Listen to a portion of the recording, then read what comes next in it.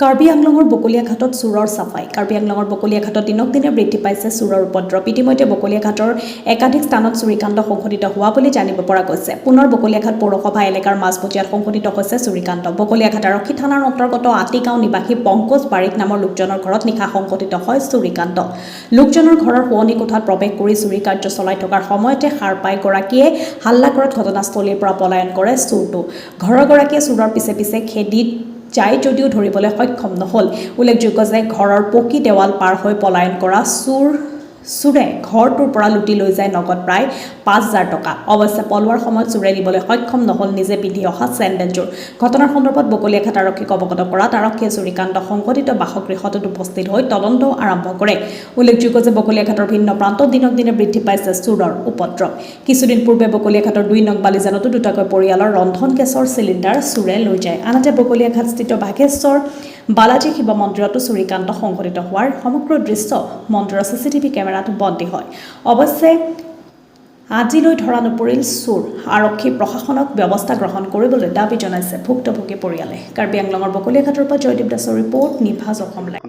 হয়, কালি আমাৰ ঘৰত ৰাতি চুৰ হৈছে আৰু যেতিয়া আমি গম পাইছোঁ তেতিয়া ৩:২০ হৈছে। মানে আমাৰ ঘৰত তেতিয়া চুৰ সোমাই তেখেতৰ মানে পেন হেঁপিয়াই আছিলে। তেতিয়াতে তেওঁ গম পাই মানে ভাবিছে মই আলাদ আলাদ কিবা কৰি আছোঁ বুলি। তেতিয়া দেখিলেনো ছাইডত মইতো শুয়ে আছোঁ। তেতিয়া তেওঁ চিঞৰি দিলে একেবাৰে ডাঙৰকৈ। তেতিয়া চুৰটো মানে চকমক খালে আৰু সিও চিঞৰিলে। চিঞৰাৰ লগে লগে সি মানে একদম পলাই অহাৰ লগে লগে তেওঁ পিছে পিছে দৌৰি আহি একেবাৰে আমাৰ পিছফালৰ পৰা গেটলৈকে, আমাৰ এইটো কৰিডৰটো বহুত দীঘলীয়া এটা কৰিডৰ, সি ইমানে স্পীডত আহিছে, গেট খোলা নাই, মানে আমাৰ ৱাল পাৰ হৈ গৈছে, মানে পিলাৰটো পাৰ হৈ গ'ল। তাৰপিছত গেট খুলি আমি চোৱা মেলা কৰিলোঁ, নাই দেখি নাপালোঁ। কিন্তু তাত বাহিৰত আমি চেণ্ডেল এযোৰ পাইছোঁ চোৰৰ, আৰু চেণ্ডেলযোৰ বৰ্তমান আমাৰ ওচৰতে আছে। আৰু পুলিচত ইতিমধ্যে আমি খবৰ দিছোঁ, আৰু তেওঁলোকে বিশেষকৈ বহুত বেছি বস্তু নিবলৈ পোৱা নাই। কিন্তু আমাৰ মোৰ বেগৰ পৰা পইচা লৈ গৈছে, তেখেতৰ পেণ্টৰ জেপৰ পৰা পইচা লৈ গৈছে। আৰু সেয়াই পুলিচ প্ৰশাসনক আমি ইতিমধ্যে জনোৱা হৈছে, তেওঁলোকে কি ব্যৱস্থা লয় সেয়া। হয়,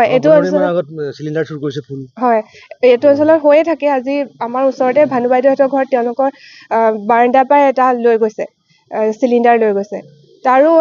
আৰু শুনি থাকোঁ মাজে মাজে এইখিনি হৈয়ে আছে। সেয়েহে এইটো বহুত এইটো বহুত এটা ডাঙৰ ভাবুকি। আমি এইটোৱে ভাবি আছোঁ যে বস্তু নিছে বা পইচা নিছে এইটো ডাঙৰ কথা নহয়, কিন্তু আমি শুই থাকোঁতে যদি কিবা অস্ত্ৰ মাৰি দিলেহেঁতেন বা স্প্ৰে কৰিলেহেঁতেন বা বেলেগ কিবা কৰিলেহেঁতেন, তেতিয়াহ'লে এইটো এটা বহুত ডাঙৰ মানে চিন্তনীয় বিষয় হৈ পৰিছে। আৰু সেয়াই প্ৰশাসনক এইটোৱে অনুৰোধ জনাইছোঁ, আমাৰ জেগাখিনিত অলপমান আপোনালোকে বিহিত ব্যৱস্থা লওক, চাওক কি হৈছে। আৰু মই স্পষ্টকৈ এটা কথা ক'ব বিচাৰিছোঁ যে আমাৰ এইডোখৰ জেগাত অলপ ড্ৰাগছৰ যি প্ৰকোপ সেইটো অলপ বৃদ্ধি পাইছে, আৰু তাৰ কাৰণে উঠি অহা প্ৰজন্মই কিজানি তেওঁলোকৰ এইটো পাবৰ কাৰণে বা তেওঁলোকৰ খাবৰ কাৰণে তেওঁলোকে এইবোৰ পদক্ষেপ লৈছে নেকি। মানুহৰ ঘৰত সোমাই বা চিলিণ্ডাৰ চুৰ কৰি, পইচা চুৰ কৰি, তেওঁলোকে এইটো খাবৰ কাৰণেতো মানুহক মাৰিবলৈও তেওঁলোকে কুণ্ঠাবোধ নকৰিব। সেইকাৰণে মই প্ৰশাসনক এইটোৱে অনুৰোধ কৰিছোঁ, আপোনালোকে বিহিত ব্যৱস্থা লওক। অলপ পুলিচ প্ৰশাসনকো জনাওঁ যে পেট্ৰলিং ডিউটিত দিয়ক, অলপ ষ্ট্ৰিক্টলি দিয়ক। আৰু কিছুমান গেং আছে, সেই গেংখিনিক যাতে আপোনালোকে সোনকালে তেওঁলোকক এৰেষ্ট কৰিব পাৰে, সেইটোৱে মই আপোনালোকলৈ অনুৰোধ জনাইছোঁ। হয়, কালি আমাৰ অনুমানিক পইচা ইমান নিয়া নাই, আৰু দুজনৰ মিলি ৫,০০০ মান এনেকুৱা হৈছে।